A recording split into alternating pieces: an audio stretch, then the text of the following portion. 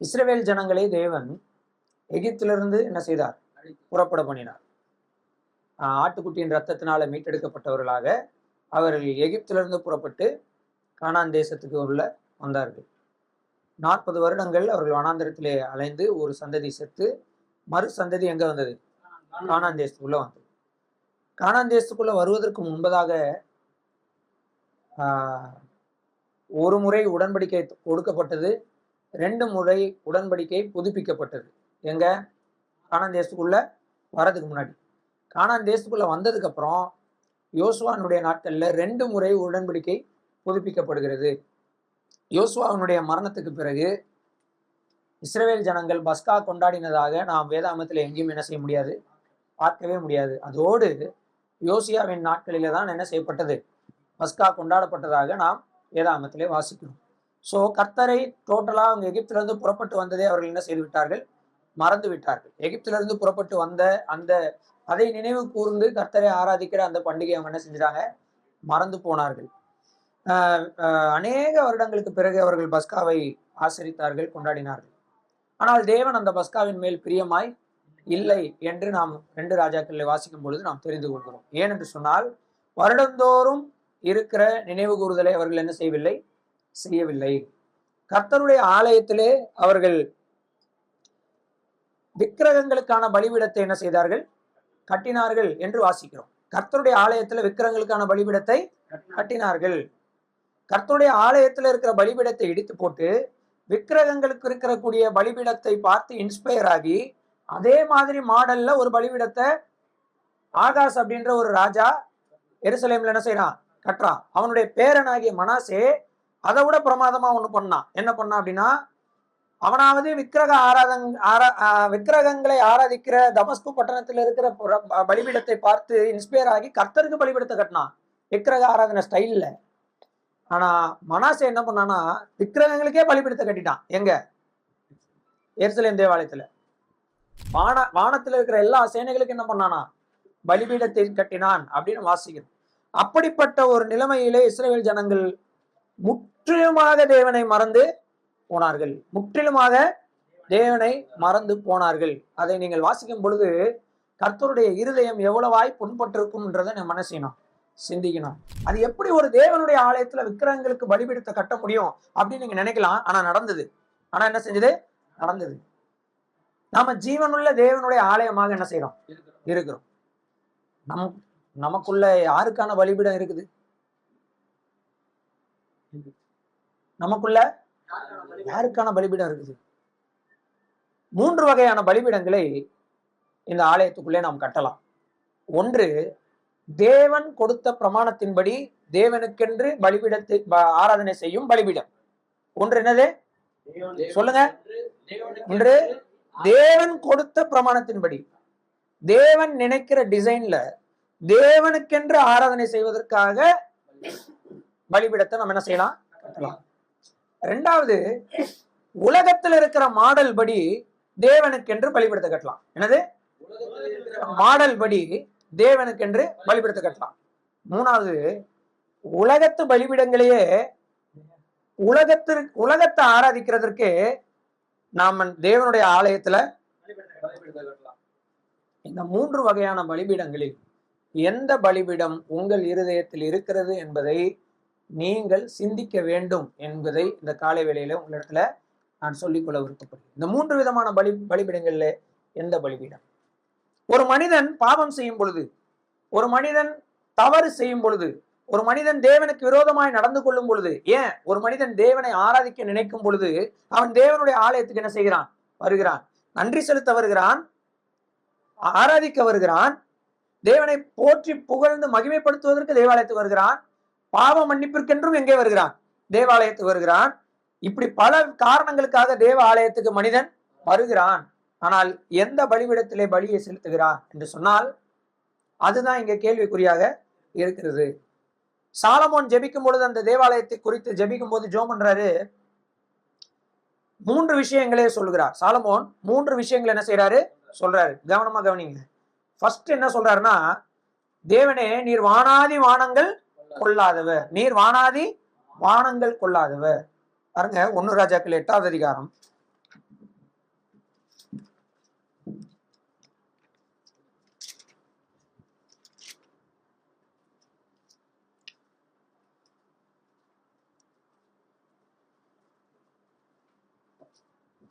1 ராஜாக்கள் 8வது அதிகாரத்திலே அப்போ சாலமோன் ஜெபிக்கிறார். எப்படி ஜெபிக்கிறார்ன்றதை பாருங்க. 27வது வசனத்துல இருந்து வாசிங்க. பாதி ஜெபத்துல இருந்து வாசிக்கலாம். 27ல இருந்து வாசிங்க. தேவன் மெய்யான பூமியிலே வாசம் பண்ணு தேவன் மெய்யாக பூமியிலே வாசம் பண்ணுவாரோ? ஒரு கேள்வியை கேட்கிறான். தேவன் மெய்யாகவே பூமியிலே வாசம் பண்ணுவாரோ? தேவன் மெய்யாக பூமியிலே வாசம் பண்ணுவாரா? வாசம் பண்ணினாரா இல்லையா? தேவன் இஸ்ரவேலின் கோத்திரங்களுக்கு நடுவிலே 4 பக்கமும் கோத்திரங்கள் இருக்க நடுவிலே யார் வாசம் செய்தார்? தேவன் வந்து வாசம் செய்தார். அப்ப இவர் கேட்கிறார், தேவன் மெய்யாக பூமியில வாசம் செய்வாரா என்று கேட்டு சொல்லுகிறார். வானங்களும் வானாதி வானங்களும் உம்மை கொள்ளாதே. வானங்கள்ல தேவன் முழுமையாக வானங்கள்ல இருக்க முடியாதான். வானங்களில் தேவனை என்ன செய்ய முடியாது? அடக்கி வைக்க முடியாது. வானாதி வானங்கள் கூட நாம் பார்க்கிற வானத்திலும் தேவன் வந்து வாசம் செய்ய முடியாதான். நாம் பார்க்க முடியாத வானங்கள் இருக்குது இல்லையா, அந்த அண்ட சராசரம், அதிலும் தேவன் ஆகிய கர்த்தர் வந்து என்ன செய்ய முடியாது? வாசம் பண்ண முடியாது. ஏனென்றால் அவர் அவ்வளவு பெரியவர். சாலமோன் ஒரு பிரமிப்போடு தேவனை பார்க்கிறான். தேவரீர், நீர் உண்மையாகவே பூமியில வந்து வாசம் செய்ய முடியுமா? அது எப்படி சாத்தியமாகும்? எப்படி சாத்தியமாகும்? வானங்கள் உம்மை கொள்ளாது, வானாதி வானங்களும் உம்மை கொள்ளாது. வாசிங்க. நான் கட்டின இந்த ஆலயம் அப்படி இருக்கும்போது நான் கட்டின இந்த ஆலயம் எம்மாத்திரம். எப்படி இதுக்குள்ள நீங்க வந்து வாசம் செய்ய போறீங்க? எப்படி என் தகப்பனாகிய தாவீதினிடத்திலே உன் குமாரன் எனக்கென்று ஒரு ஆலயத்தை கட்டுவான், நான் வந்து அதில் வாசமா இருப்பேன் எப்படி சொன்னீங்க? என்னால அதை நம்ப முடியல. ஏன்னா வானங்கள் உம்மை கொள்ளாது, வானாதி வானங்கள் உம்மை கொள்ளாது, மெய்யாக பூமியில நீர் எப்படி வாசம் பண்ண முடியும்? அப்படி இருக்க நான் கட்டின இந்த ஆலயத்துக்குள் நீர் எப்படி வந்து வாசம் செய்ய முடியும்? வாசிங்க. என் தேவனாகிய கர்த்தாவே, உமது அடியே இன்று சந்நிதியில் செய்கிற விண்ணப்பத்தையும் மன்றாட்டையும் கேட்டு உமது அடியனுடைய விண்ணப்பத்தையும் வேண்டுதலையும் திருவுளத்தில் கொண்டருளும். இப்ப நீங்க என்ன பண்ணுங்க, நான் உம்முடைய அடியேனாக இருந்து இந்த இடத்துல என்ன செய்யறேன்? ஜெபம் பண்ண. இந்த வேண்டுதலை உம்முடைய திருவுளத்தில் கொண்டருளும். அதாவது உம்முடைய சித்தத்திற்குள் இந்த வேண்டுதலையும் சேர்த்து கொள்ளும். திருவுளம் அப்படின்னா என்னதுன்னா அவருடைய சித்தம், அவர் விருப்பப்படுறது. இப்ப சாலமோன் சொல்றாரு, என்னுடைய விருப்பத்தை உம்முடைய சமூகத்துல நான் என்ன செய்யறேன்? கொண்டு வருகிறேன். உம்முடைய விருப்பத்திற்குள் என்னுடைய விருப்பத்தையும் என்ன செய்யும்? சேர்த்து கொள்ளும் என்று சொல்லி அவன் சொல்றது பாருங்க. என்னென்ன விருப்பத்தை சொல்றாருன்னு பாருங்க. உமது அடியேன் இவ்விடத்தில் செய்யும் விண்ணப்பத்தை கேட்கும்படி என்னுடைய நாமம் விளங்கும் என்று நீர் சொன்ன ஸ்தலமாகிய இந்த ஆலயத்தின் மேல் உம்முடைய கண்கள் இரவும் பகலும் திறந்திருப்பதாக. இந்த ஆலயத்தின் மேல் உம்முடைய கண்கள் இரவும் பகலும் திறந்திருப்பதாக. உமது அடியேனும் இந்த ஸ்தலத்தில் விண்ணப்பம் செய்ய போகிற உமது ஜனமாகிய நான் மட்டும் இல்ல இந்த ஸ்தலத்துல வந்து யாரெல்லாம் ஜெபிக்கிறாங்களோ, யார் இஸ்ரவேல் ஜனங்கள் எல்லாரும் வந்து இங்க வந்து என்ன செய்ய போறாங்க? ஜெபிக்க போறாங்க. பண்ணும் ஜெபத்தை கேட்டருளும். அப்போ ஃபர்ஸ்ட் அவன் கேட்கிற விருப்பம் என்னன்னா, இந்த ஆலயம் உமக்கு பத்தாது, இந்த ஆலயம் உமக்கு பத்தாது. அந்த ஆலயத்தினுடைய விவரங்களை எல்லாம் நீங்க பாசிட்டீங்கன்னா பிரம்மாண்டமான ஒரு ஆலயம். அப்படி ஒரு ஆலயத்தை நாம் கனவில் கூட என்ன செய்ய முடியாது? நினைக்க முடியாது. இந்த உலகத்தில் அப்படி ஒரு ஆலயம் இல்லை. உள்ள இருக்கிற சுவர் முழுக்க தங்க தகடினாலே பொதிக்கப்பட்ட ஒரு ஆலயம். உள்ளே ஒரே ஒரு விளக்கு எரிந்தால் போதும், ஒட்டுமொத்த ஆலயம் என்ன செய்யும்? ஜொலிக்கும். அப்படிப்பட்ட ஒரு ஆலயத்தை கட்டிட்டு இவர் சொல்றாரு, என்ன சொல்றாரு? உங்களால இந்த ஆலயத்துக்குள்ள வாசம் செய்கிற அளவுக்கு இந்த ஆலயம் இல்ல, இது ஒண்ணும் இல்ல, உங்க கண்களுக்கு உண்பதாக இந்த ஆலயம் ஒன்றும் இல்ல. ஆனா ஒரே ஒரு விண்ணப்பம் என்னன்னா, நான் இங்க ஜெபிக்கிறேன் இல்லையா, இந்த ஜெபத்தை நீங்க மேல இருந்து என்ன செய்யுங்க? கண்ணோக்கி பாருங்க. இந்த ஆலயத்துக்குள்ள யாரெல்லாம் வந்து ஜெபிக்கிறார்களோ அனைவருடைய விண்ணப்பத்தை என்ன செய்யுங்க? கேளுங்க. அதுக்கடுத்து சொல்றாரு,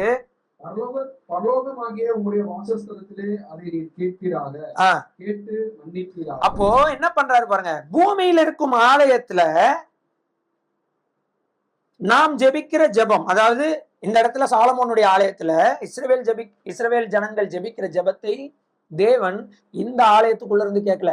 எங்க இருந்து கேட்க சொல்றாரு? ஏன் ஏன் இந்த ஆலயத்திற்குள்ள அவரால் என்ன செய்ய முடியாது? வாசம் பண்ண முடியாது. இங்க பெர்மனண்டா தேவன் என்ன செய்ய முடியாது? வாசம் செய்ய முடியாது. அதனால அவர் சொல்றாரு, இங்க இருந்து நாங்க ஜெபம் பண்றோம், நீங்க கேட்கறது எங்க இருந்து கேளுங்க, அங்க இருந்து கேளுங்க. நீர் வாசம் செய்கிற உண்மையான ஆலயத்திலிருந்து என்ன செய்யுங்க, கேளுங்க. அதுக்கப்புறம் என்ன சொல்றாரு?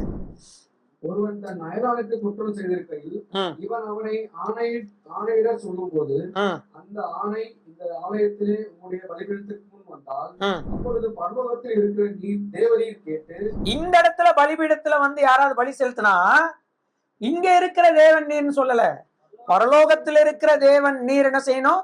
கேட்டு நடக்கை அவன் தலையின் மேல் சுமர பண்ணி அவனை குற்றவாளியாக தீர்க்கவும் நீதிமானுக்கு அவனுடைய நீதிக்கு தக்கதாக செய்து அவனை நீதிமானாக்கவும் தக்கதாய் உமது அடியாரை நியாயம் தீர்ப்பீராக. அப்போ இங்க ஜோம் பண்ணா அங்கிருந்து கேளுங்க, இங்க நியாயம் விசாரிக்கிறதுக்கு வந்தா நீங்க அங்கிருந்து நியாயம் தீருங்க. அதுக்கப்புறம் என்ன சொல்றாரு பாருங்க, 33 நீங்க வாசிங்கன்னா, உங்களுடைய ஜனங்களாகிய இஸ்ரவேலர் உமக்கு விரோதமாய் பாவம் செய்வது நிமித்தம். ஓகே, 33 34 என்ன சொல்றாருன்னா, உங்களுடைய ஜனமாகிய இஸ்ரவேலர் பாவம் செய்து ஒருவேளை இந்த தேசத்தை விட்டு துரத்தப்பட்டு மற்ற தேசத்துக்கு போயிட்டாங்கன்னா 35வது வசனத்துல சொல்றாரு, வாசிங்க. அவர்கள் உமக்கு விரோதமாய் பாவம் செய்ததினால் வானம் அடைக்கப்பட்டு மழை பெய்யாதிருக்கும் போது அவர்கள் இந்த ஸ்தலத்திற்கு நேராக விண்ணப்பம் செய்து, இந்த ஸ்தலத்திற்கு நேராக, அதாவது எங்க இருக்கிறாங்களோ உலகத்துல எங்க வேணா அவங்க என்ன செய்யலாம், இருக்கலாம், அங்க இருந்து இந்த டைரக்ஷன்ல திரும்பி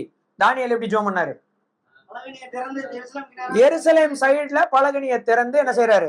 ஜெபம் பண்றாரு. அந்த மாதிரி நீர் இந்த உலகத்துல எங்க வேணா இஸ்ரவேல் ஜனங்கள் சிதறடிக்கப்பட்டு போனாலும் மனம் திரும்பி அங்க இருந்து இந்த டைரக்ஷனை நோக்கி அவர்கள் ஜெபிக்கும் பொழுது இந்த ஸ்தலத்துக்கு நேராக விண்ணப்பம் செய்து உங்களுடைய நாமத்தை அறிக்கை பண்ணி தங்களை தேவரீர் கிளேசப்படுத்துகையில் தங்கள் பாவங்களை விட்டு திரும்பினால் பரலோகத்தில் இருக்கிற தேவரீர் கேட்டு, பரலோகத்தில் இருக்கிற தேவரீர் கேட்டு உமது அடியாரும் ஜனமாகிய இஸ்ரவேலும் செய்த பாவத்தை மன்னித்து அவர்கள் நடக்க வேண்டிய நல்வழியை அவர்களுக்கு போதித்து தேவரீர் உமது ஜனத்திற்கு சுதந்திரமாக கொடுத்த தேசத்தில் மழை பெய்ய கட்டளையிடுகிறார். இப்படி நீங்க இந்த அதிகாரம் ஃபுல்லா வாசிங்கன்னு வச்சுக்கோங்களேன், சாலமோன் சொல்றதெல்லாம் ஒன்னே ஒண்ணுதான். கர்த்தாவே, எனக்கு நல்லா தெரியும் இந்த ஆலயத்துக்குள்ள நீங்க முழுமையா என்ன செய்ய முடியாது. இந்த ஆலயம் நீங்க நினைக்கிற மாதிரி இல்ல, இது ரொம்ப சின்னது, இது ரொம்ப சின்னது. உண்மை இந்த ஆலயத்துல, ஆமா, இந்த ஆலயத்துக்குள்ள நீர் இருக்கிற அளவுக்கு இந்த ஆலயம் இல்லை. ஆனா இதை விட சிறிய கூடாரத்துல தேவன் என்ன செய்தார்? ஆனா சாலமோன் ஜெபம் பண்ணும் போது ஃபுல் பிரேயர் நீங்க வாசிச்சு பார்த்தீங்கன்னு வச்சுக்கோங்களேன். ஆனா ஒண்ணு பாக்குறோம், கர்த்தருடைய மகிமை ஆலயத்தை என்ன செஞ்சது? நிரப்பியது என்று நாம் வாசிப்போம். கர்த்தருடைய மகிமை ஆலயத்தை நிரப்பினது. ஆனா கர்த்தர் இறங்கி அந்த ஆலயத்துல என்ன செய்யல? வாசம் பண்ணல. ஏன்னா பண்ண முடியாது. அப்படி பண்ணிட்டாரு அப்படின்னா என்ன ஆகும்?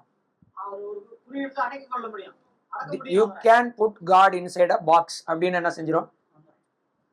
தான் கர்த்தர் ஏசாயால சொல்றாரு. என்ன சொல்றாரு? கர்த்தருடைய வாசஸ்தலத்தை குறித்து ஏசாயால சொல்லும்போது போட்டிருக்கு, சங்கீதங்களையும் போட்டிருக்கு, அவர் திரளான தண்ணீர்களின் மேல் ஏற்றிருக்கிறவர். திரளான அந்த தண்ணீர்களுடைய இறைச்சலை குறித்து சொல்லியிருக்கு. பெருவெள்ளத்து இறைச்சல் போல என்ன செய்யுமா இருக்கும். இதை நீங்க கற்பனை கூட பண்ணி பார்க்க முடியாது. அப்படிப்பட்ட உன்னதமான தேவன் இங்க நம்ம வாசிக்கும் போது, யோவான் எழுதின சுவிசேஷம் 1வது அதிகாரம்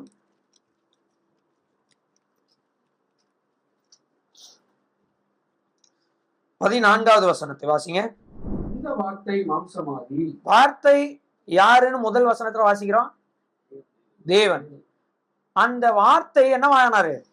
மாம்சமாகி கிருபையினாலும் சத்தியத்தினாலும் நிறைந்தவராய், கிருபையினாலும் சத்தியத்தினாலும் நிறைந்தவராய் நமக்குள்ளே வாசம் பண்ணினார். நமக்குள்ளே எப்படி எப்படி நமக்குள்ளே வாசம் பண்ணினார். கொலோசியருக்கு எழுதிய நிருபம் 1வது அதிகாரம்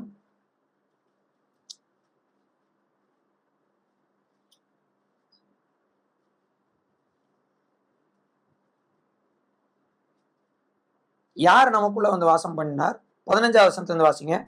அவர் அதிர்ஷ்டமான தேவனுடைய தற்சுரூபமும் பார்க்க முடியாத இறைவனுடைய சாயலும் சர்வ சிருஷ்டிக்கும் முந்தின பேரும் எல்லா படைப்புகளுக்கும் முன்னானவர். ஏனென்றால் அவருக்குள் சகலமும் சிருஷ்டிக்கப்பட்டது. அவருக்குள் தான் எல்லாம் படைக்கப்பட்டது. பரலோகத்தில் உள்ளவைகளும் பூலோகத்தில் உள்ளவைகளும் ஆகிய காணப்படுகிறவைகளும் காணப்படாதவைகளுமான சகல வஸ்துக்களும் சிங்காசனங்களானாலும் கர்த்தத்துவங்களானாலும் துறைதரங்களானாலும் அதிகாரங்களானாலும் சகலமும் அவரை கொண்டும் அவருக்கென்றும் சிருஷ்டிக்கப்பட்டது. இப்போ 2வது அதிகாரத்தினுடைய 9வது வசனத்தை வாசிங்க. ஏனென்றால் தெய்வத்துவத்தின் பரிபூரணம் கொஞ்சம் கூட குறையல. என்னது? Complete God head. தெய்வத்துவத்தின் முழுமையும் யார் மேல் வாசமா இருந்தது? சரீர பிரகாரமாய் அவருக்குள். எவருக்குள்? கர்த்தராகிய இயேசு கிறிஸ்துக்குள் தெய்வத்துவத்தின் சகல பரிபூர்ணமும் என்ன செய்தது? வாசமாயிருந்ததுன்னு சொன்னா, வானாதி வானங்கள் கொள்ளாத தேவன் ஒரு ஆலயத்துக்குள் வந்தார். அந்த ஆலயம் தான் கர்த்தராகிய இயேசு கிறிஸ்துவானவர். அந்த ஆலயம் தான் யாரு? கர்த்தராகிய இயேசு கிறிஸ்துவானவர். பிரியமானவர்களே, இந்த உலகத்திலே இருந்த சாலமோனுடைய தேவாலயத்துக்குள்ளே முழு பரிபூர்ண தேவன் வந்து என்ன செய்யல? வாசம் செய்யல. அவருடைய மகிமை மட்டுமே அங்க வந்து என்ன செய்தது? வாசம் செய்தது. அவருடைய மகிமை மட்டுமே அங்கே வந்து வாசம் செய்தது. எப்பொழுது ஜனங்கள் அந்த ஆலயத்தை தீட்டுப்படுத்தினார்களோ, தேவனுக்கு அந்த வீட்டுல வாசம் செய்ய பிடிக்கல. அவர் சொல்லிட்டாரு, நீங்க பஸ்காவை கொண்டாடினது நல்ல விஷயம். எத்தனை வருஷம் கழிச்சு? எத்தனையோ வருஷங்களுக்கு பிறகு பஸ்காவை கொண்டாடுறாங்க. பல தலைமுறைகள் பிறகு நியாயப்பிரமாண புஸ்தகத்தை யோசியாவின் காலத்துல கண்டுபிடிச்சு எடுத்து அதை வாசிச்சு ராஜா சட்டையெல்லாம் கிழிச்சிட்டு மனம் திரும்பி ஒரு பெரிய சீர்திருத்தத்தை என்ன செய்யறான்? ஏற்படுத்தினான். அந்த சீர்திருத்தம் நடந்து முடிந்த பிறகு கூட தேவன் சொல்றாரு, உனக்கு நான் கிருபை அளிக்கிறேன், ஏன்னா நீ இதை செஞ்ச. ஆனா இந்த தேசத்தை நான் என்ன செய்ய மாட்டேன், சும்மா விட மாட்டேன். இந்த ஆலயம் இடிக்கப்படும், இந்த ஆலயம் இடிக்கப்படும். அந்த ஆலயத்தில் நான் வாசம் செய்ய எனக்கு விருப்பம் இல்லை. நீங்க 2 ராஜாக்கள் 23 அதிகாரத்துல போயிட்டு நீங்க வாசிச்சு பாருங்க. அந்த ஆலயத்துல தேவன் வாசம் செய்ய விருப்பப்படவே இல்லை. கைகளினால் கட்டப்பட்ட ஆலயத்துல தேவன் வாசமாயிருப்பாரா? கைகளினால் கட்டப்பட்ட கோயில்ல தேவனை அடைக்க முடியுமா? முடியாது. ஆனாலும் கிருபையாக அவருடைய மகிமையை இறக்கி, அவருடைய மகிமை வந்து அந்த ஆலயத்தை என்ன செய்தது? நிரப்பினது. ஆனால் ஜனங்கள் அந்த ஆலயத்தை தீட்டுப்படுத்தினார்கள். எப்படியெல்லாம் தீட்டுப்படுத்தினார்கள்? முதலிலே தேவனுடைய ஆலய பிரகாரங்களிலே அவர்கள் வந்து தேவனை தேடாமல், பெத்தேலிலே இருக்கும் கண்ணுக்குட்டியையும் தானிலே வைக்கப்பட்ட கண்ணுக்குட்டியையும் சுற்றிலும் இருக்கக்கூடிய எல்லா விக்கிரகங்களையும் சேவிக்க ஆரம்பித்தார்கள். தேவனுடைய ஆலயத்துடைய மெயின் கேட்டே உடைஞ்சு கிடந்ததுன்னு நம்ம என்ன செய்யறோம்? வாசிக்கிறோம். என்னது சொல்லுங்க? முன்னாடி இருக்கிற மெயின் கேட், அதுக்கு பேரு உயர்ந்த வாசல்னு சொல்லுவாங்க. அந்த உயர்ந்த வாசல் என்னவா எப்படி இருந்ததா? அப்படின்னா என்ன அர்த்தம்? யாருமே அந்த ஆலயத்துக்குள்ள போகல. யாருமே அந்த ஆலயத்துக்குள்ள போகல. இஸ்ரவேல் ஜனங்கள் அதை பத்தி கவலையே படல. இதுக்கு முன்னாடி யோவாசன் ஒரு ராஜா இருந்தான். அந்த ராஜா என்ன பண்றான்? அந்த ஆலயத்தை சீர்படுத்துவதற்கு ஆசாரியர்களுக்கு கட்டளையிடுறான். ஆசாரியர்கள் என்ன பண்றாங்க? காசை ஆட்டையை போட்டு வேலை பார்க்காம உட்காந்துருக்காங்க. ஆசாரியர்களுக்கே ஆலயத்தின் மேல் அக்கறை இல்லாத ஒரு காலத்தை நாம் என்ன செய்யறோம்? வாசிக்கிறோம். அப்போ கைகளினால் கட்டப்பட்ட அந்த ஆலயத்தை தேவன் சொல்றாரு, நான் இந்த ஆலயத்துல என்ன செய்ய மாட்டேன். நீ பஸ்காவை கொண்டாடினாலும் சரி, இனி இந்த ஆலயத்தில் என்ன செய்ய மாட்டேன், வாசம் செய்ய. அவர்கள் தேவனை மறந்தார்கள். தேவனுடைய ஆலயத்துல தேவனுடைய ஆலயத்து பலிபீடத்தை விக்கிரகங்களுடைய பலிபீடத்திற்கு ஈக்குவலாக கட்டி தேவனை ஆராதிக்க முயற்சி செய்தார்கள். கடைசியில விக்கிரகங்களுக்கே ஆலயத்துல என்ன செய்து விட்டார்கள்? பலி செலுத்தி விட்டார்கள். இப்படிப்பட்ட நிலைமை வரும் பொழுது தேவன் சொன்னார், நான் இனி இந்த ஆலயத்துல என்ன செய்ய மாட்டேன், வாசம் செய்ய. இப்போ இயேசு கிறிஸ்துவுக்குள் பரிபூர்ணமாய் தேவன் வாசம் செய்து, அந்த இயேசு கிறிஸ்து இந்த பூமிக்கு வந்து நம்முடைய பாவங்களை எல்லாம் கழுவி நம்மை தேவனுக்காக மீட்டெடுத்து நம்மையே ஆலயமாக என்ன செய்திருக்கிறார்? மாற்றி. யாரை? நம்மையே ஆலயமாக மாற்றி இருக்கிறார். நாம் ஒவ்வொருவரும் தனிப்பட்ட முறையிலே இப்பொழுது யாராக இருக்கிறோம்? ஜீவனுள்ள தேவனுடைய ஆலயமாக இருக்கிறோம். தெய்வத்துவத்தின் பரிபூர்ணம் எல்லாம் இயேசு கிறிஸ்துவில் இருக்கிறது. இயேசு கிறிஸ்து யாருக்குள் இருக்கிறார்? அவருக்குள் யார் இருக்கிறார்? தேவன் இருக்கிறார். எனக்குள் இயேசு கிறிஸ்து வாசமாய் இருக்கிறார். அப்போ நான் தேவனுடைய ஆலயமாக என்ன செய்கிறேன்? இருக்கிறேன். எப்படி எனக்குள் வாசமாய் இருக்கிறார்? இயேசு கிறிஸ்துக்குள் இருக்கும் அதே தேவனுடைய ஆவியை இன்றைக்கு யாருக்குள் தந்திருக்கிறார்? நமக்குள் தந்திருக்கிறார், எனக்குள் தந்திருக்கிறார். அந்த தேவனுடைய ஆவியானவர் நமக்குள் இருக்கிறதுனாலே நாம் யாருடைய ஆலயமாக இருக்கிறோம்? தேவனுடைய ஆலயமாக இருக்கிறோம். நாம் ஒவ்வொருவரும் தனிப்பட்ட முறையில தேவனுடைய ஆலயமாக இருக்கிறோம். அதே நேரத்தில் 1 தீமோத்தேயு 2வது அதிகாரம் 14வது வசனம் 15வது வசனத்தை வாசிங்க. மேலும் ஆதாம் வஞ்சிக்கப்படவில்லை, ஸ்திரீயானவரே வஞ்சிக்கப்பட்டு. 1 தீமோத்தேயு 3வது அதிகாரம் 14 and 15 3வது அதிகாரம். நான் உன்னிடத்திற்கு சீக்கிரமாய் வருவேன் என்று நம்பியிருக்கிறேன். தாமதிப்பேன் ஆகில் தேவனுடைய வீட்டிலே தேவனுடைய வீடு என்னது? தேவனுடைய வாசஸ்தலம். கரெக்டா? தேவனுடைய வாசஸ்தலம்னா என்னது? தேவனுடைய ஆலயம். கரெக்டா?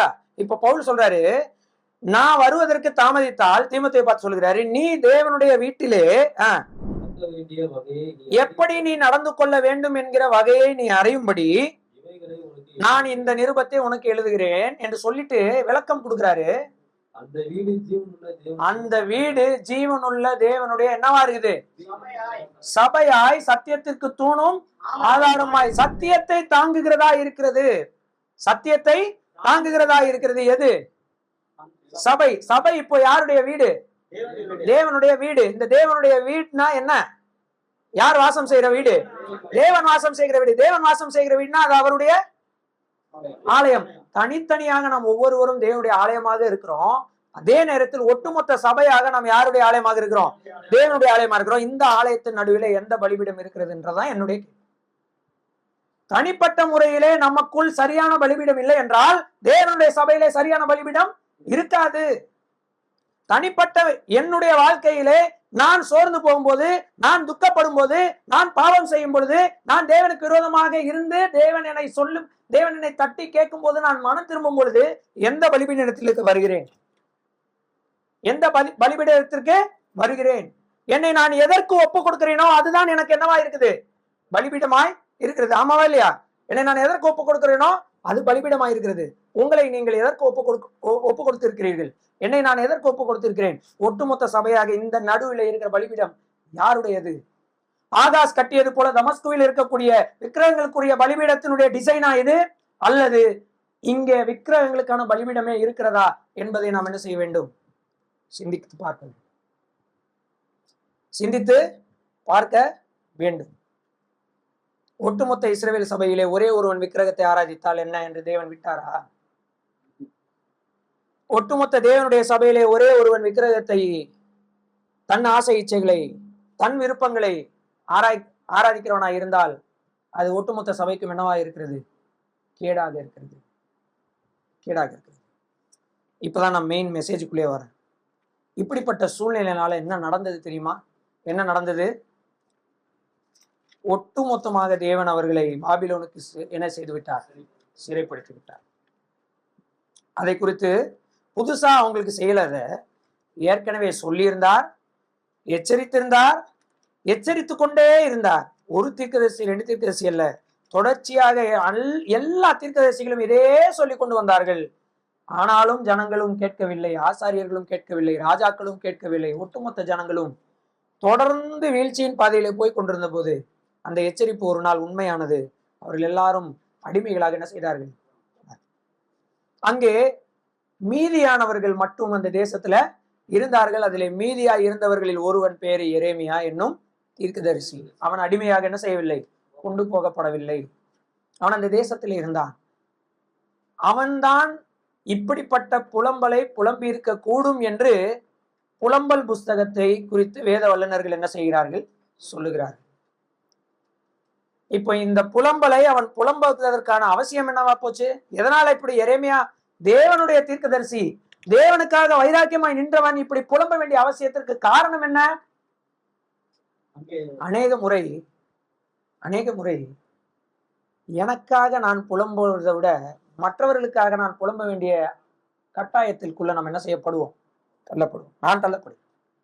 நான் தேவனுடைய மனுஷன் தானே, நான் கர்த்தர் முன்னாடி சரியா தானே இருந்தேன், நான் கர்த்தருடைய தீர்க்கதரிசி தானே, நான் போய் ராஜாக்களுக்கு எல்லாத்தையும் எச்சரிச்சுட்டு தானே போனேன், ஆனா என்ன கர்த்தர் இப்படி புலம்ப விட்டாரு அப்படின்னு நீங்க கேட்டீங்கன்னா, அப்படிப்பட்ட ஒருவன் புலம்புகிற புலம்பலை தான் இங்கே நாம் என்ன செய்யறோம்? வாசிக்கிறோம். தனக்காக அவன் என்ன செய்யவில்லை? புலம்பவில்லை. அவனுக்கு தெரியும் அவன் கர்த்தருக்குள்ளதாக சீராக தான் இருந்தான் என்று. ஆனால் எரேமியாவின் புலம்பல் முழுவதும் யாருக்காக இருந்தது? இதோ அடிமைகளாக போகிறார்களே என்று சொல்லி அவன் அழகுறான். அவன் சொல்றான், எருசலேமின் தெருக்களிலே நான் என்ன பார்க்கவில்லை? கொண்டாட்டத்தை, பண்டிகைகளை கொண்டாடுவதற்காக எருசலேமின் தெருக்களிலே ஆரவாரம் இருக்குமே, இன்னைக்கு ஒருத்தரும் இல்லையே என்று அவன் என்ன செய்கிறான்?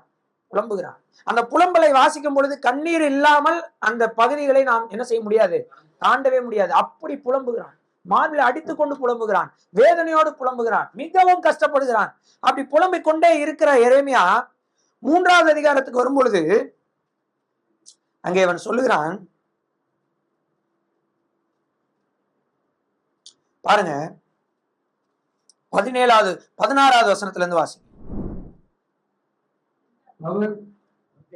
அவர் பருக்கை கற்களால் என் பருக்களை நோக்கி. பருக்கை கற்களால், பருக்கைன்னு இங்கிலீஷ்ல தமிழ்ல பருக்கை கற்களால் விடுறல. ஆக்சுவலி கஞ்சி சாப்பிடுறதுனால பல்லு உடையுமா? சோற்று பருக்கைகளை சாப்பிடுறதுனால பல்லு உடையும்னு யாராவது சொல்ல முடியுமா? ஆனா சோற்று பருக்கைகளை சாப்பிடுறதுனால என் பல்லு உடைஞ்சது, அவ்வளவு வீக்கா நான் என்ன செய்யறேன் இருக்கிறேன்ற. என்னால சோறை கூட என்ன செய்ய முடியல, சாப்பிட முடியல. என் இருதயம் அப்படி வேதனைப்படுகிறது. காரணம் என்ன? இஸ்ரவேல் ஜனங்கள் உமக்கு விரோதமாய் பாவம் செய்ததுனால உலகத்தில் இருக்கும் அனைவருக்கும் ராஜ்யம், ஆசாரிய ராஜ்யமாக இருக்க வேண்டிய இஸ்ரவேல் இன்றைக்கு அடிமைகளாக போயிட்டாங்களேன்னு சொல்லி அவர் வேதனைப்படும் போது, அவருடைய வேதனையின் மிகுதியில் அவர் எக்ஸ்பிளைன் பண்ணும்போது சொல்றாரு, சோற்று பருக்கைகளை சாப்பிடுவதனால் என் பற்கள் உடைந்து போகிற அளவிற்கு நான் என்ன செய்யறேன்? பலவீனமாகி இருக்கிறேன். அப்ப சொல்றாரு பாருங்க, என்னை சாம்பலில் புரள பண்ணினார். சாம்பல்ல எதற்காக புரளுவார்கள்? வேதனை அதிகமாகும் போது, துக்கம் அதிகமாகும் இஸ்ரவேல் ஜனங்கள் சாம்பல் எடுத்து தலையில் மேலும் சரீரத்தின் மேலும் செய்து கொள்வார்கள், போட்டுக் கொள்வார்கள். இப்பொழுது சொல்றாரு 18வது வசனம், என் பலனும் நான் கர்த்தருக்கு காத்திருந்த நம்பிக்கையும் அழிந்து போயிற்று. எட்டியும் பிச்சுமாகிய என் சிறுமையை என் தவிப்பையும் நினைத்தருளும். எட்டியும் பிச்சும் கசப்பான இந்த நிலைமையில இருக்கிற இந்த தவிப்பை நீர் நினைத்தருளும். எரேமியாவுக்கு கர்த்தர் சொன்னாரு, நீ மரிக்கும் வரை உனக்கு அப்பம் என்ன செய்யாது? குறையாது. நீ இந்த தேசத்துல இருப்ப, ஆனா உனக்கு டெய்லியும் நான் உன்னை என்ன செய்வேன்? போஷிப்பேன்னு சொன்னாரு. இப்ப அந்த எரேமியா சொல்றாரு, என்ன சொல்றாரு? அவர் தேவன் கொடுத்த ஆகாரத்தில் அவர் சந்தோஷப்படவில்லை. ஏன்? அதாவது தீர்க்கதரிசிகள் தேவனுடைய ஊழியக்காரர்கள், தேவதாசர்கள் ராஜாக்கள்கிட்ட, எப்பா நீ அழிந்து போய் விடுவாய், நீ இப்படியே போனா நீ நாசமா போய் விடுவாய், நீ அப்படி போகாத, மனம் திரும்புன்னு சொல்றது என்னமோ இந்த இஸ்ரவேல் ஜனங்களுக்கு விரோதமாக இவங்க சபிக்கிற மாதிரியும், இவங்க என்னமோ அதனால சந்தோஷமா இருக்கிற மாதிரியும் ஜனங்கள் என்ன செய்யறாங்க? நினைத்து கொண்டார்கள். ஆனா உண்மை இங்க என்ன? உண்மை என்ன? இவங்க கூட அங்க போய் கொஞ்ச நாட்கள்ல திராட்சை தோட்டங்களை கட்டி கொண்டார்கள், வீடுகளை கட்டி கொண்டார்கள், அங்க இருக்கிற ஸ்திரீகளை என்ன செய்து கொண்டார்கள்? திருமணம் செய்து கொண்டார்கள். ஆனா இங்க தேவனுடைய தாசன் உட்கார்ந்து என்ன பண்ணிக்கிட்டு இருக்கான்? மண்ணுல புலம்பி அழுகிறான். அவன் சொல்றான், சோறு சாப்பிடுமா, அந்த சோற்று பருக்க என் பல்ல உடைக்கிற அளவுக்கு நான் பலவீனன் ஆயிட்டேன், எனக்குள்ள சத்து இல்ல, என்னை சாம்பலில் புரள பண்ணுகிறீர், கசப்பாக்கினீர் அப்படின்னு சொல்லும் போது சொல்றாரு 21வது வசனம். 20 அவைகளை நினைத்து நினைத்து எனக்குள் முடிந்து போயிடுச்சு. எனக்குள்ள என்ன செஞ்சிருச்சு? என் ஆத்மா என்ன நினைத்து நினைத்து. நீங்க வாசிக்கிறது வெறும் 4 வருஷம் தான் சிஸ்டர்ஸ் அண்ட் பிரதர்ஸ். 1வது அதிகாரத்துல இருந்து வாசிச்சீங்கன்னா உங்களால தாங்க முடியாது. அப்படி புலம்புகிறாங்க. அப்படி இந்த தீர்க்கதரிசியுடைய புலம்பல் யாருடைய புலம்பல் நினைக்கிறீங்க நீங்க? இது தேவனுடைய மனது. இது தீர்க்கதரிசியுடைய புலம்பல் என்று நீங்கள் நினைத்தீர்கள் என்றால் தவறு. இது யாருடைய புலம்பல்? தேவன் புலம்புகிற புலம்பல். அப்படின்னு நம்ம எப்படி கண்டுபிடிக்கலாம்னா கீழே அவரே சொல்றாரு. இப்ப 21ஆம் வசனம் வாசிங்க. இதை என் மனதிலே வைத்து நம்பிக்கை கொண்டிருப்பேன்.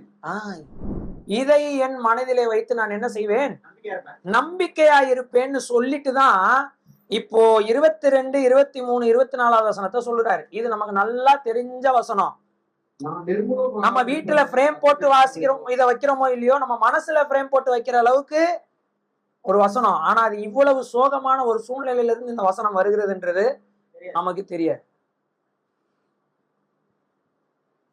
நான் சொல்றது புரியுதா இல்லையா?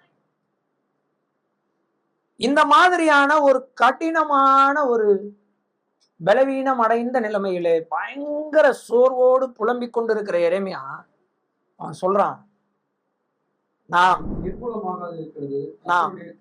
இப்போ ஒரே ஒரு கேள்விதான், இஸ்ரவேல் ஜனங்களை தேவன் ஒட்டுமொத்தமாக நிர்மூலமாக்கி விட்டாரா?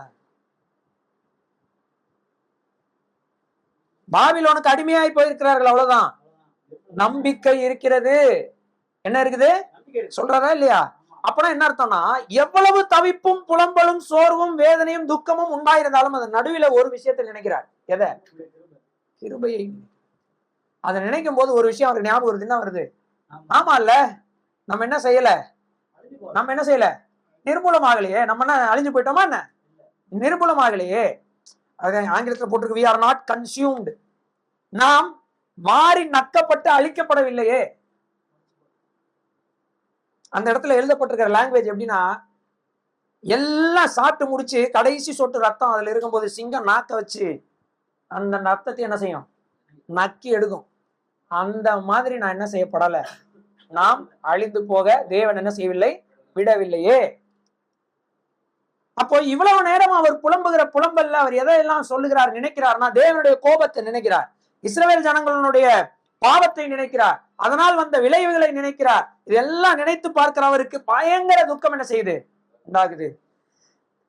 அதே வேளையிலே அவர் எதையும் நினைக்கிறார், தேவனுடைய கிருபையை நினைக்கிறார். அதை நினைக்கும் போது சொல்றாரு, நான் நிர்மூலமாகவில்லையே. அவருடைய இரக்கங்களுக்கு முடிவு இல்லை. அவருடைய இரக்கங்களுக்கு என்ன இல்ல? இந்த வசனம் பாருங்க, சூப்பரா இருக்கு பாருங்க. நானு முடிந்து போகல, அப்படின்னா முடிந்து போகல. நிர்மூலமாகலன்னா என்ன அர்த்தம்? நான் ஒளிந்து போகவில்லை, நாம் ஒளிந்து போகவில்லை. ஏனென்றால் அவர் கிருபை, அவருடைய இரக்கங்களுக்கு என்ன இல்லை? முடிவில்லை. அவருடைய இரக்கங்கள் முடியாமல் இருக்கிறபடினாலே நாமும் என்ன செய்ய போவதில்லை, ஒளிந்து போவதில்லை. இதை நாம் நினைக்கும் பொழுது எப்படி அவருக்கு நன்றி சொல்லாம இருக்க முடியும்? இப்போ எரேமியா பாருங்க எவ்வளவு அழகா சொல்றார், நான் முடிந்து போகவில்லை, ஏனென்றால் அவருடைய இரக்கங்கள் முடிந்து போகவில்லை. ஒரு வசனத்தை வாசிக்கலாம், அவருடைய இரக்கங்களை பத்தி வாசிக்கலாம். மல்கியா 3ஆவது அதிகாரம் 6ஆவது வசனத்தை வாசிங்க. பழைய ஏற்பாட்டின் கடைசி புஸ்தகம் 3ஆவது அதிகாரம் 6ஆவது வசனம். நான் கர்த்தர், நான் மாறாதவர், ஆகையால் அப்படின்னா என்ன அர்த்தம்னா, தேவனுடைய இரக்கங்கள்னா என்னது சொல்லுங்க பார்க்கலாம். இப்ப இவர் சொல்றாரு, தேவனுடைய கிருபையும் தேவனுடைய இரக்கங்களினாலும் நாம் முடிந்து போகவில்லை, நாம் ஒளிந்து போகவில்லை. ஏனென்றால் அவருடைய இரக்கம் ஒளிந்து போவதில்லை. அங்க மல்கியால சொல்றாரு, நான் கர்த்தர், நான் மாறாதவர், அதனால நீங்கள் நிர்மூலமாகவில்லை அப்படின்றாரு. அப்ப நான் கேட்கிற கேள்வி என்னன்னா, what do you mean by தேவனுடைய இரக்கம் அல்லது கிருபை? அவர் அவ்வளவுதான். அவர்னா என்ன அர்த்தம்? இருக்கிறவர். கர்த்தர்னா என்ன அர்த்தம்? இருக்கிறவராகவே எப்படி இருக்கிறேனோ அப்படியே இருந்து கொண்டே இருக்கிறேன்னு அர்த்தம். என்னது? எப்படி இருக்கிறேனோ அப்படியே இருந்து கொண்டே இருக்கிறேன்னு அர்த்தம். ஒருபோதும் அவரை நீங்க வேற ஒரு காலத்துக்குள்ள பிக்ஸ் பண்ண முடியாது. அவருக்கு எல்லாமே நிகழ்காலமா என்ன செய்கிறது, இருக்கிறது. அவர் நிகழ்காலத்திலே நிகழ்கிறவராக இருக்கிறபடினாலே நாமும் நிகழ்ந்து கொண்டு என்ன செய்கிறோம், இருக்கிறோம். நமக்கும் என்ன இல்லை, முடிவு இல்லை. இது யாருக்குன்னா யாருக்குன்னா கீழே வாசிக்க போறோம். இது யாருக்குன்னு கீழே வாசிக்க போறோம். என்னன்னா 24வது வசனத்தை 23வது வசனம் வாசிங்க. நம்ம இப்ப மெயினா படிச்சுட்டு இருக்குது புலம்பல். புலம்பல் 3:23 வாசிங்க. அவைகள் காலைதோறும் புதியவைகள், அது உண்மை பெரிதாயிருக்கு. இந்த பாட்டில் இருக்குதுன்னு வச்சுங்களேன், இந்த பாட்டில் தான் தேவனுடைய இறக்கம் வச்சுப்போம். பாட்டில் இருக்கிற தண்ணி தான் தேவனுடைய இறக்கம். ஃபுல்லா இன்னைக்கு குடிச்சு முடிச்சிருங்கன்னு வச்சுக்கோங்களேன், காலைல தூங்கி எழுந்தா எப்படி இருக்குமா? மறுபடியும் ஃபுல்லா இருக்கும். நீங்களும் நானும் இதை ஃபுல் பண்ண முடியாது. அதாவது இத ஒரு அற்புதத்துல தேவன் பழைய ஏற்பாட்டுல காட்டினார். ஆனா பாட்டில் நிரம்புறதுனால இல்ல, பாத்திரம் நிரம்புறதுனால. ஏதாவது சொல்ல முடியுமா? மன்னா எப்படி இருந்தது? மன்னா குறையவே இல்லை. அதுக்கப்புறம் நீங்க பாத்தீங்கன்னா சாரிபாத் விதவை ஞாபகம் இருக்குதா? பானையில் எண்ணெயும் மாவும் பஞ்சம் தீரும் வரை என்ன செய்யல? அட்லீஸ்ட் 3 இயர்ஸ்க்கு அவங்களுக்கு என்ன பண்ணல? எவ்ரிடே காலைல எஞ்சி பாக்குறாங்க, எண்ணெய் இருக்குது, மாவும் இருக்குது. திரும்ப எந்த அளவுக்கு தான் இருக்குது? அன்னைக்கு அவங்க 2 பேரும் சாப்பிட்டுட்டு செத்து போறான்னு சொன்னாங்கல்ல, அந்த அளவுதான் இருக்குது. ஆனா ஒவ்வொரு நாளும் எஞ்சி பாக்குறாங்க, அது அப்படியே இருக்குது. இருக்கிறவராகவே எப்படி இருக்கிறேனோ அப்படியே இருந்து கொண்டே இருக்கிறேன்றத அவருடைய பாத்திரத்துல தேவன் என்ன செஞ்சாரு? அந்த சாரிபாத் விதவை இதெல்லாம் வாழ்க்கையில என்ன செய்ய முடியாது? மறக்கவே முடியாது. இயேசு கிறிஸ்து புதிய ஏற்பாட்டுல சொல்றாரு, எவ்வளவோ விதவைகள் இஸ்ரவேலில இருந்தார்கள், ஆனால் புறஜாதியான சாரிபாத்தினுடைய விதவைக்கு ஏன் தேவன் ஏலியாவை அனுப்பினார்? ஏன்னா அவ விசுவாசிச்சா, இவங்க என்ன செய்யல? விசுவாசிகள். அவ்வளவுதான் வித்தியாசம். அப்போ யாருக்கு இரக்கங்கள் முடியாது? நான் சொல்லல, பைபிள்லயே சொல்லுது. அதுக்கடுத்து சொல்லுது, வாசிக்கலாம். 24வது வசனம். கர்த்தர் என் பங்கு. கர்த்தர் நீங்க எங்க எடுத்து வச்சுக்கிட்டீங்களா? Did you take your portion today? இன்னைக்கு கர்த்தர் என் பங்கு. என் பங்கு நானு நான் எடுத்துக்கிறேன், என் பங்கு. அப்படி யாரு கர்த்தரை எடுத்துக்கிறீங்க? எங்க நமக்கு எடுத்துக்கிறதெல்லாம் அங்கங்க எடுத்துக்கிறது. கடைசியில ஊறுகாய் மட்டும் யாரு? கர்த்தர். மெயின் டிஷ் எல்லாம் யாரு? மெயின் டிஷ் எல்லாம் உலகம். ஊறுகாய் மட்டும் யாரு? கர்த்தர். எல்லாத்தையும் செஞ்சுட்டு கடைசியில கர்த்தர் இதை செய்தார். தேவன் நமக்கு ஊறுகாவாக இருக்க அவர் விரும்பல. மெயின் டிஷ், மெயின் போர்ஷனாக அவர் இருக்கணும்னு விரும்புகிறார். அத முதல்ல நீங்க விரும்பி அவர் என்ன செய்யணும்? எடுத்துக்கணும். சங்கீதக்காரனாக தாவீது 16ஆம் சங்கீதத்துல சொல்றார், கர்த்தர் என் சுதந்திரமும் என் பாத்திரத்தின் பங்குமானவர், என் சுதந்திரத்தை தேவரீர் காப்பாற்றுகிறேன். நேர்த்தியான இடங்களில் பங்கு கிடைத்தது சிறப்பான சுதந்திரம் உண்டுன்னு சொல்லிட்டு சொல்றாரு. கர்த்தரை எப்பொழுதும் எனக்கு முன்பாக வைத்திருக்கிறேன், அவர் என் வலது பாரசத்தில் இருக்கு. அப்படின்னா அப்ப நம்ம அசைக்கப்படுறோம்னா அன்றைக்குரிய போர்ஷன் ஆகிய கர்த்தரை நீங்கள் என்ன செய்யவில்லை? எடுத்துக்கொள்ளவில்லை. காலையில எந்திரிச்சு பார்த்தா ஃபுல்லா இருக்குதான், ஆனா நம்ம என்ன செய்யறது இல்ல? அதை எடுக்கிறது இல்ல. அதை நம்ம என்ன செய்யறது இல்ல? எடுக்கிறது இல்ல. நம்ம கர்த்தரை சார்ந்து கொள்றதே இல்ல. நம்ம சார்புக்கு நிறைய சவர்கள் நமக்கு தேவைப்படுது. நம்ம சாஞ்சுக்கிறதுக்கு நிறைய சுவர்கள் தேவைப்படுது. அதை செலக்ட் பண்ணி சாய்ந்து கொள்கிறோமே. உங்களுக்கென்று தினந்தோறும் புதிய கிருபைகளினால் முற்றும் முடிய பாத்திரத்தை நிரப்பி வைத்திருக்கிற அந்த கர்த்தரை ஏன் எடுத்துக்கொள்வதில்லை? அந்த கர்த்தரை ஏன் நீங்கள் சாப்பிடுவதில்லை? அந்த கர்த்தரை ஏன் நீங்கள் பருகுவதில்லை? அந்த கர்த்தரை ஏன் பருகுவதில்லை? 24வது வசனத்துல அவர் கேட்கிறார். 24வது வசனத்துல 2வது பகுதி வாசிங்க. ஆகையால் அவரிடத்தில் நம்பிக்கை கொண்டிருப்பேன். ஆகையால் என் பாத்திரமாக அவர் இருக்கிறதுனால நான் என்ன செய்வேன்? அவரிடத்தில். இந்த இடத்துல நம்பிக்கைன்ற வார்த்தைக்கு எபிரேய மொழியில யகால் அப்படின்ற ஒரு வார்த்தை இருக்குது. யகால் அப்படின்ற வார்த்தைக்கு என்ன அர்த்தம் தெரியுமா? ஒண்ணுமே பண்ணாம உட்கார்ந்து காத்து இருக்கிறதுக்கு இல்ல.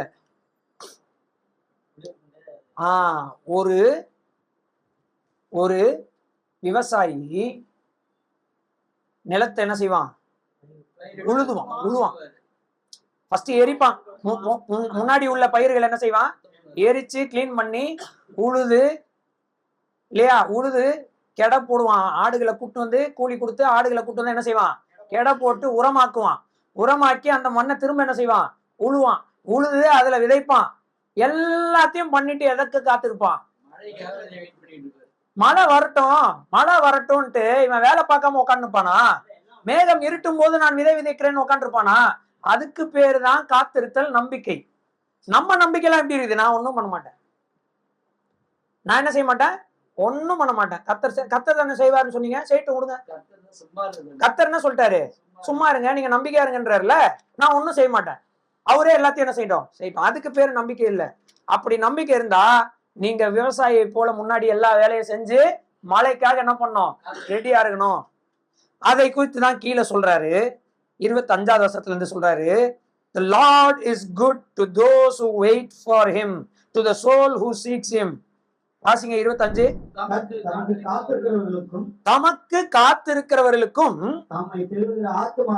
தம்மை தேடி தமக்கு காத்திருக்கும் ஆத்மாவுக்கும் கர்த்தர் நல்லவர். ஒரு ஆத்மா என்னைக்கு கர்த்தர் நல்லவர்னு ருசிக்க முடியும்? கர்த்தர் நல்லவர்னு ஒரு ஆத்மா என்னைக்கு ருசிக்க முடியும்? அவருக்கு காத்திருக்கும் போது. அப்போ மழை பெஞ்சதுன்னு வச்சுக்கோங்க, விவசாயி எப்படி இருக்கும்? ஒரு சொட்டு மழைக்காக கர்த்தருக்கு என்ன செய்வான்? நன்றி. நமக்கு தாராளமான கிருபையை தருகிறார் இல்லையா? தெரிய மாட்டேன். நம்மளை அநேக நேரம் கர்த்தர் காத்திருக்கவே விடுறது இல்லை இல்லையா? டெய்லி நமக்குரியதை கரெக்டா கொடுத்துறாரு இல்லையா? நமக்கு என்ன செய்ய மாட்டேங்குது, தெரிய மாட்டேன். நீதிமொழிகள் சொல்லியிருக்கு, ஒருத்தன் ரொம்ப நாள் வெயிட் பண்ணா அவனுக்கு கிடைக்கிற ஆன்சர் எப்படி இருக்குமா? அவனுக்கு ஜீவ விருட்சத்தை மாதிரி இருக்கும். இப்ப இங்க நம்ம என்ன பாக்குறோம்? காத்திருக்க வேண்டும். எதோ அது எப்படி காத்திருக்க வேண்டும்? நம்பிக்கையோடு காத்திருக்க வேண்டும். சரி, காத்திருக்கும் போது நமக்கு என்னென்னலாம் நடக்கும்னு இங்க எரேமியா சொல்றாரு. காத்திருக்கும் போது என்னென்னலாம் நடக்கும்னா 27வது வசனத்துல இருந்து வாசிங்கன்னு வச்சுக்கோங்களேன். இளம் பிராயத்தில் நுகத்தை சுமக்கிறது மனுஷனுக்கு நல்லது, அவரே அதை தன் மேல் வைத்தார் என்று அவன் தனித்திருந்து மௌனமா இருக்கிறவன். இளம் பிராயத்திலே வெயிட்ட சுமக்கிறது மனுஷனுக்கு நல்லது. அந்த வெயிட்ட யாருதான் வைக்கிறாரு? கர்த்தர் தான் வச்சிருக்கிறாருன்றத புரிஞ்சுக்கிட்டு வாய மூடிக்கிட்டு அமைதியா உட்கார்றது யாருக்கு நல்லது? அந்த மனுஷனுக்கு நல்லது. நம்ம என்ன, ஐயோ கர்த்தர் வெயிட்ட குத்துறாரு, கர்த்தர் வெயிட்ட குத்து, இவரெல்லாம் கர்த்தரா? அது எப்படி கர்த்தர் என் வாழ்க்கையில மட்டும் வெயிட்டு தரலாம்? உங்க வாழ்க்கையில உங்களுக்கு ஏத்த வெயிட்ட கொடுக்குறாரு, என் வாழ்க்கையில எனக்கு ஏத்த வெயிட்ட கொடுக்குறாரு, அவர் வாழ்க்கையில அவருக்கு ஏத்த வெயிட்ட கொடுக்குறாரு. ஆக மொத்தம் எல்லாருக்கும் எதை கொடுக்குறாரு? வெயிட் என்பது ரெஸ்பான்சிபிலிட்டி, நுகம் என்பது பொறுப்பு. நுகம் என்பது சுமை அல்ல, நுகம் என்பது என்னது? பொறுப்பு. இப்ப நீங்க வாசிங்க கீழே. இதெல்லாம் என்ன சூழ்நிலை தெரியுமா? இது கீழே நீங்க வாசிக்கிற சூழ்நிலை என்ன சூழ்நிலை தெரியுமா? நீங்க வெயிட் பண்ணும்போது இருக்கிற சூழ்நிலை. பிரியமானவர்களே, இந்த விவசாயியை எடுத்துக்கோங்க. அவன் விதைக்க போகிறான். விதைக்கிறதுக்கு முன்பதாக அவன் நிலத்தை என்ன செய்ய வேண்டும்? உழ வேண்டும். உழுவது என்பது கடினமான ஒரு செயல், கடினமான ஒரு வேலை. அவன் உழும் பொழுது ஒருவேளை மழை பெய்யலன்னா உழுததெல்லாம் வீணா போகுமே நினைச்சான்னா அவன் உழவும் முடியாது, அவனால் பலனை அனுபவிக்கவும் முடியாது. அப்ப என்னன்னா, கடினமான சூழ்நிலைகள் வந்துகிட்டே இருக்கும் போது அவன் எதற்காக வெயிட் பண்ணிக்கிட்டே இருக்கிறான்? மழைக்காக வெயிட் பண்ணிக்கிட்டே இருக்கிறான். அப்படி கடினமான சூழ்நிலை வாழ்க்கையில அனுபவிக்கும் பொழுது, நாம காத்திருக்கும் பொழுது, நம்ம வெயிட் பண்ணும் பொழுது மழை ஒரு நாள் வரும். அததான் இங்க சொல்றாரு, வாசிங்க. நம்பிக்கைக்கு இடம் உண்டோ என்று தன் வாயை தூளில் நிறுத்துவனாக, தன்னை அடிக்கிறவனுக்கு தன் கன்னத்தை காட்டி நிந்தையால் நினைந்திருப்பானாக. இதெல்லாம் யார் பண்ணா? என்னுடைய ரட்சகர் எனக்காக இதெல்லாம் பண்ணாருங்க. அதாவது எதுவுமே அவர் பண்ணாம நம்ம கிட்ட கேட்கல, பண்ணி முடிச்சுட்டு தானே செய்யறாரு, கேட்கிறார். ஒருவேளை நீங்கள் காத்திருக்கும் பொழுது உங்களுக்கு கன்னத்தில் அடி விழுகிறது என்று சொன்னால் அதற்கும் நீங்கள் பொறுமையாக என்ன செய்யுங்கள்? இருங்கள் என்று கர்த்தர் சொல்லுகிறார். ஒருவேளை நீங்கள் காத்திருக்கும் பொழுது உங்கள் முகம் தரையில போய் படுகிற அளவிற்கான வேதனைகள் வந்தால் அங்கேயும் நம்பிக்கையோடு நீங்கள் என்ன செய்ய வேண்டுமா? இருக்க வேண்டுமா? ஏன்னா 31வது வசனத்துல போட்டிருக்கு, என்றென்றைக்கும் இப்படி தேவன் என்ன செய்ய மாட்டாரு? விட மாட்டார். ஒரு நாள் மழை வரும், ஒரு நாள் மழை வரும். வரும்போது நிலம் ரெடியா இருக்கணும். மழை வரலையே நிலத்தை ரெடி பண்ணாம இருந்தீங்கன்னா சுத்தி இருக்கிறவன் எல்லாம் ரெடி பண்ணுவான். மழை ஒரு நாள் நிச்சயம் வரும். வரும்போது உங்கள் நிலத்துல ஒரு பலனும் இருக்காது. சுத்தி கஷ்டப்பட்டு காத்திருந்தவர்கள் எல்லாரிடத்துல என்ன இருக்கும்? பலன் இருக்கும். எஜமானாகிய கர்த்தர் அதிலிருந்து அவருக்கென்று கனிகளை எடுத்துக்கொண்டு அவர் அவர்களை ஆசீர்வதிப்பார். இந்த பூமியின் நாட்கள்ல ஒரு நிமிஷத்தை கூட உங்களுக்கு வேஸ்ட் பண்ணாதீங்க, வேஸ்டே பண்ணாதீங்க. ஒவ்வொரு நாளும் நம்பிக்கையோடு உழுது கொண்டே இருங்கள். ஒவ்வொரு நாளும் நம்பிக்கையோடு உழுது கொண்டே இருங்கள். ஒரு நாள் மழை வரும், ஒரு நாள் மழை வரும். நம்ம ரட்சகர் சொல்லி இருக்கிறாரு, அவர் வாக்கு மாற மாட்டார். அவர் வரன்னா வருவாரு, தரன்னா தருவாரு, பலனை கொண்டு வருகிறார். அவனவனுக்கு கிரியைக்கு தக்க பலன் அவரோடு கூட என்னோடு கூட வருகிறதுன்னு சொல்றார். வெளிப்படுத்தின விசேஷம் 22வது அதிகாரத்துல அவர் என்ன சொல்றார்? கடைசி அதிகாரத்துல, இதோ சீக்கிரமாய் வருகிறேன், இதோ சீக்கிரமாய் வருகிறேன். 12வது வசனம், இதோ சீக்கிரமாய் வருகிறேன், அவன் அவனுடைய கிரியையின்படி அவனவனுக்கு நான். நீங்க எப்படி கிரியை செஞ்சிருக்கிறீங்களோ அதுக்கேற்ற பலனை கொண்டு வர. ஒரே மழை தான், ஆனா பலன் அவன் என்ன விதை விதைச்சிருக்கானோ, அவன் எப்படி உழுது வச்சிருக்கானோ, அவன் நிலத்தை எப்படி ரெடி பண்ணி வச்சிருக்கானோ அதை பொறுத்து பலன் மாறும், விளைச்சல் மாறும். ஒண்ணுமே பண்ணாம உட்காந்துருந்தா எவ்வளவு நாள் தான் ஒண்ணுமே பண்ணாம இப்படியே உட்காந்து இருக்க போறீங்க? எவ்வளவு நாள் தான் ஒண்ணுமே பண்ணாம இப்படியே இருக்க போறீங்க? எப்போ உங்கள் நிலத்தை ஆயத்தப்படுத்த போகிறீர்கள்? எப்போ துவங்க போறீங்க? எப்போ ஸ்டார்ட் பண்ண போறீங்க?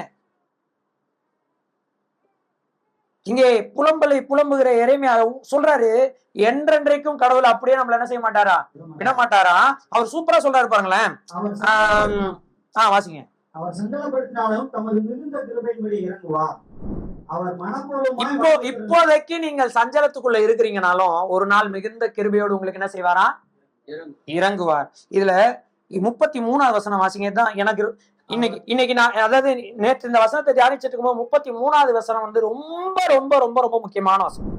அவர் மனப்பூர்வமாய் மனவுத்திரரை சிறுமையாக்கி he does not afflict willingly, வேண்டும் என்றே மனிதர்களை, இந்த இடத்துல இஸ்ரவேல் ஜனங்கள், யாக்கோபின் புத்திரர் எல்லாம் சொல்லல, மனுஷங்களையே அவர் வேண்டும் என்று என்ன செய்யறது இல்ல, சஞ்சலப்படுத்துவது இல்லை. வருத்தத்தோட அப்பம் புசிப்பதற்கான காரணம், இந்த பூமி மனிதனுடைய பாவத்தினால் சபிக்கப்பட்டிருக்கிறபடினாலே அது முள்ளும் குறுக்கும் முளைப்பிக்கும். அது நீ ரட்சிக்கப்பட்டவனாயிரு ரட்சிக்கப்படாதவனாயிரு, நீ வேலை செஞ்சு வருத்தத்தோடு தான் அப்பத்தை என்ன செய்ய வேண்டியிருக்கு, புசிக்க வேண்டியிருக்குதுன்றது உலக நியதி. ஆனா கர்த்தர் சொல்றாரு, அதை வேண்டும் என்றே அவர் என்ன செய்யல, பண்றது இல்லை. எந்த ஒரு மனுஷனையும் சஞ்சலத்துக்குள்ளாக வேண்டும் என்றே கர்த்தர் என்ன செய்வதில்லை.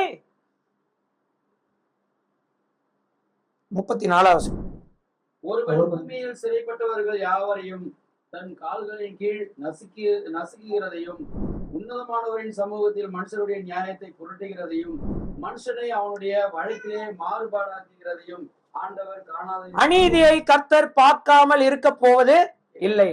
ஒருவேளை உங்களுக்கு இழைக்கப்பட்டது அநீதியாக இருக்கலாம், ஒருவேளை நீங்கள் மற்றவர்களுக்கு அநீதி செஞ்சிருக்கலாம். நீங்கள் அநீதி செஞ்சால் அதற்குரிய பலன் உங்களுக்கு உண்டு. உங்களுக்கு அநீதி இழைக்கப்பட்டிருந்தால் அது என்றென்றைக்கும் அப்படியே என்ன செஞ்சிடாது, இருந்து விடாது. ஏன்னா வரப்போறவர் யாரு? மேகங்கள் மீது வருகிறவர் யாரு? நியாயாதிபதி. அவர் யாரு? நியாயாதிபதி. இங்க எவ்வளவு அழகா சொல்றாரு. அப்ப மீன் வாயில் இந்த பூமியில நம்ம என்னதான் பண்றது? காத்திருக்கும் போது என்ன பண்றது? Daily full full full full பாத்திரமா அவருடைய இரக்கங்களை நமக்கு என்ன செய்யறார்? அதை முற்றும் முடிய அனுபவிக்கிறதற்கு தேவன் நமக்கு என்ன செஞ்சிருக்கிறார்? உரிமை கொடுத்திருக்கிறார். ஆனா அதை அனுபவிக்கிறதுனால ஆஹா ஓஹோன்னு நம்ம வாழ்க்கை என்ன செஞ்சிடாது இருக்க. உண்மைதான், யதார்த்தம் இதுதான். இந்த பூமியில இருக்கும் வரைக்கும் இது எல்லாம் நமக்கு உண்டு. ஆனால் மழை ஒரு நாள். பலன் உங்ககிட்ட இருக்கான்றதான் கேள்வி. பலன் அது நீங்க உங்க இதயத்துல எந்த பலிபீடத்தை வச்சிருக்கீங்கன்றதை பொறுத்து. யாருக்கு சமர்ப்பிக்க உங்கள் வாழ்க்கையை இந்த உலகத்தில் வாழ்கிறீர்கள்? யாருக்கு சமர்ப்பிக்க உங்கள் வாழ்க்கையை இந்த உலகத்தில் வாழ்கிறீர்கள்? உங்களையும் என்னையும் உருவாக்கின தேவனுக்கா? உங்களையும் என்னையும் படைத்த தேவனுக்கா? உங்களையும் என்னையும் ரட்சித்த ரட்சகருக்கா? அல்லது உங்களை விழுங்க நினைக்கும் சாத்தானுக்கா? சாத்தானுடைய ஸ்டைல்ல உங்க இருதயத்துல தேவனுக்கு பலிபீடம் இருந்தாலும் தப்பு, சாத்தானுக்கே பலிபீடம் உங்க இருதயத்துல இருந்தாலும் தப்பு. அல்லது பலிபீடம் உங்களுக்குள்ள தேவனுடைய பலிபீடம் இருந்து அதை நீங்க கண்டுக்காம இருந்தாலும் தப்பு. இந்த மூன்றுத்துல எதை செஞ்சாலும் இஸ்ரவேலுக்கு நடந்த நிலைமை நமக்கு நடக்கும். அது விளைவு. அது என்னது? எப்படி 1 + 1 = 2 அந்த மாதிரி இப்படி வாழ்ந்தால் இதுதான் விளைவு. ஒருவேளை அப்படி ஏதாவது ஒரு சூழ்நிலைக்குள்ள இங்க உட்கார்ந்து இருக்கிற நீங்கள் யாராவது இருக்கலாம். இல்லை என்றால் அப்படிப்பட்ட சூழ்நிலைக்கு நேராக உங்கள் வாழ்க்கை போய்கொண்டிருக்கலாம். அல்லது நாமும் உலகத்தாரை போல் வாழ்ந்துதான் பார்ப்போமே என்று நினைக்கிறவர்களாக இருக்கலாம். பிரியமானவர்களே, உலகமும் அது நிச்சயம் ஒளிந்து போகும். தேவனுடைய சித்தத்தின்படி செய்கிறவன் மட்டுமே என்றென்றைக்கும் நிலைத்திருப்பான். உலகத்தோடு உலகத்தின் இச்சைகள் எல்லாம் ஒளிந்து போகும்.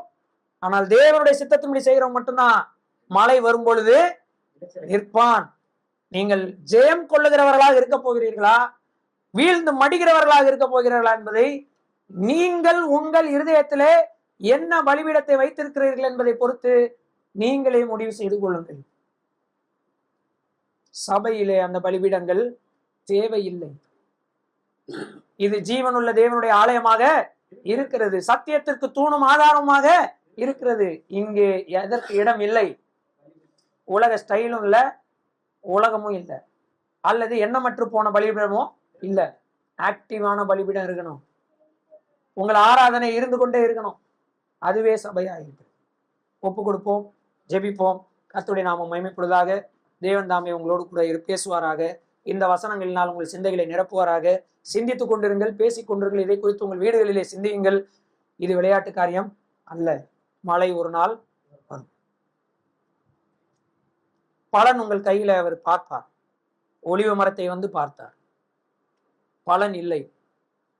உங்களிடத்தில் இருக்கிறதா? ஒவ்வொரு ஆண்டாக, ஒவ்வொரு மாதமாக, ஒவ்வொரு நாளாக வாய்ப்புகள் வந்து கொண்டே இருக்கிறதே, பலன் இருக்கிறதா? தாமதிக்கிறார் என்று அசால்ட்டாக இருக்கிறீர்களா? சிந்தித்து பாருங்க. உங்கள் இருதயத்தில் என்ன பலிபீடம் உண்டு?